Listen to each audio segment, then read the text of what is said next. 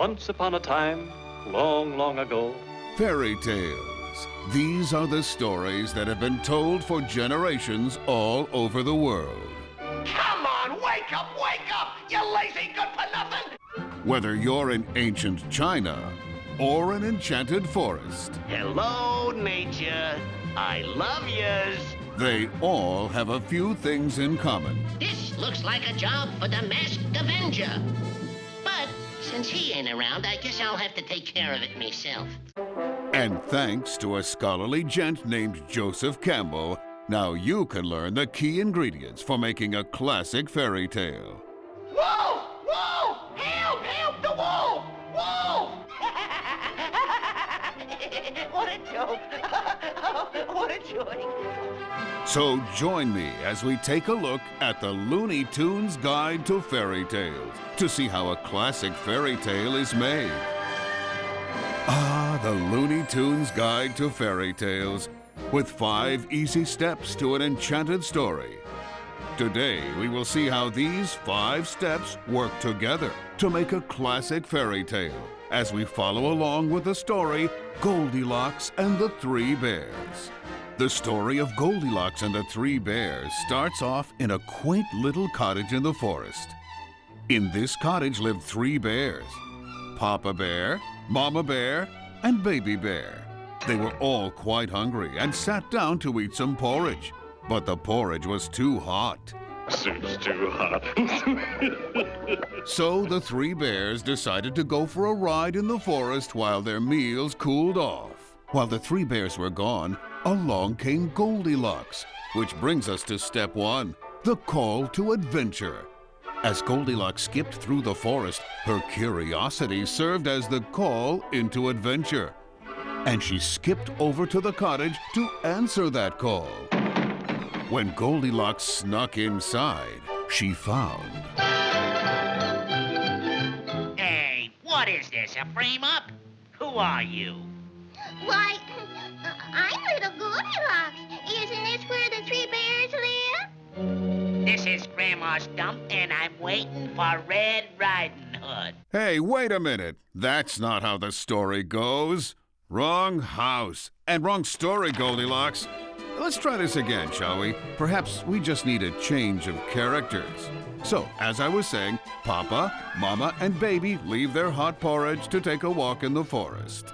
I don't like porridge. I want a mouse. You'll eat your porridge and like it. And along came Goldilocks. Goldie Mouse. Porridge? Yes, porridge.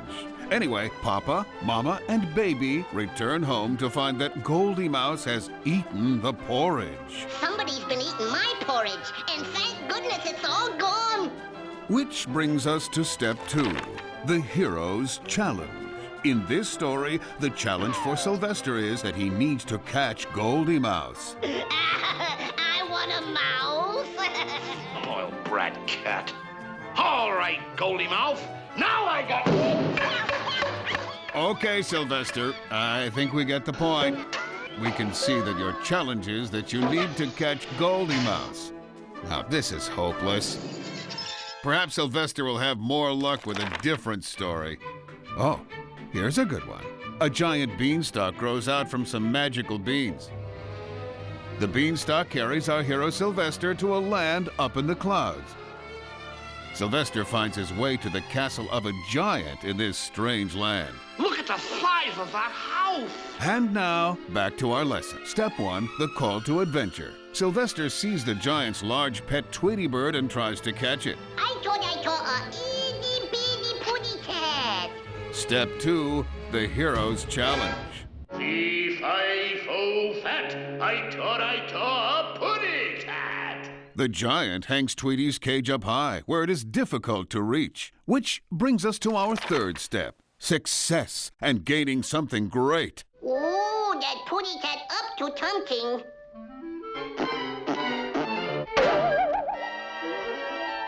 Success, finally. Help! And then our hero continues on to the next step, the return to the ordinary world. Hey, wait a minute. Where's Tweety? The hero can't return to the ordinary world without the prize. Help! Help! The pudding cat got me! Oh, Sylvester, you sneak. You didn't really catch Tweety, which means you didn't complete the third step. Again. Oh, I've had it up to here with you. How are we supposed to learn how to make a fairy tale with you as our hero? That's it. New story. And better yet, new hero. Maybe now Little Red Riding Hood will work. Little Red Riding Hood is the story of a little girl who wanted to visit her grandmother's house. Hey, what are you doing here? I thought I told you... Oh, never mind. As I was saying, step 1, the call to adventure. Little Red Riding Hood leaves to visit her grandmother. Step 2, the hero's challenge. Sylvester and the big bad wolf beat Red Riding Hood to her grandmother's house. And stay out! And they wait for Little Red Riding Hood to arrive. Come in, little, Quick, what's that kid's name again? Red Riding Hood. Come in, little Red Riding Hood. Good morning, Granny. I brought you a present. My, Granny, what big eyes, nose, and sharp teeth you have. The better to see, and smell, and eat you with. Oh, the big bad wolf! Hurry! Step 3, success and gaining something great. Little Red Riding Hood successfully escapes the clutches of the big bad wolf and Sylvester. And on to step 4, return to the ordinary world. Little Red Riding Hood hops on the bus to return back home.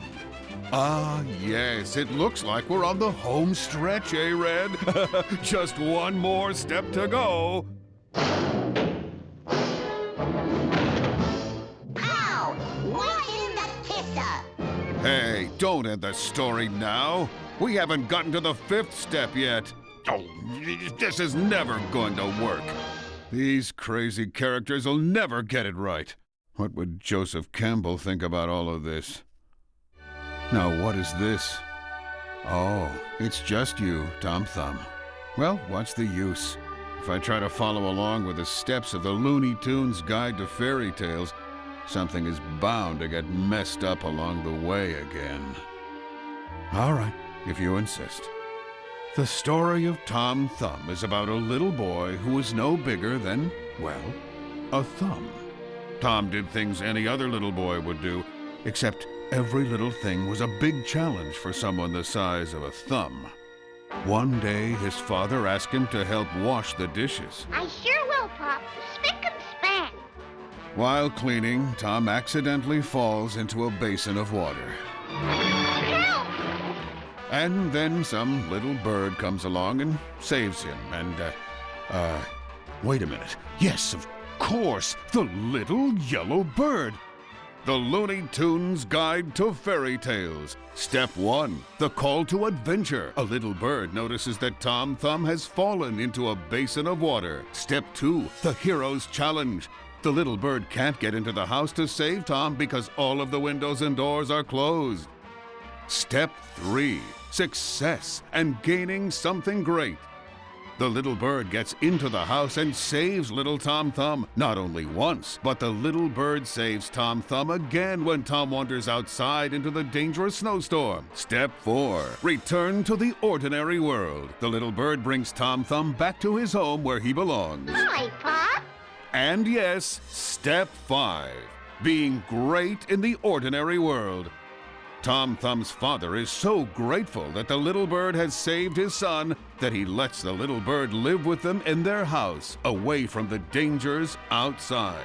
And there you have it, the Looney Tunes Guide to Fairy Tales. If any story's hero follows these 5 steps, you will have a grade A classic fairy tale on your hands. And as we just learned, the story's hero may come from the most unlikely of places sometimes. So thanks, Joseph Campbell, for figuring out the steps of a fairy tale for us. And in case you were wondering, Tom Thumb, his father, and the little yellow bird lived happily ever after.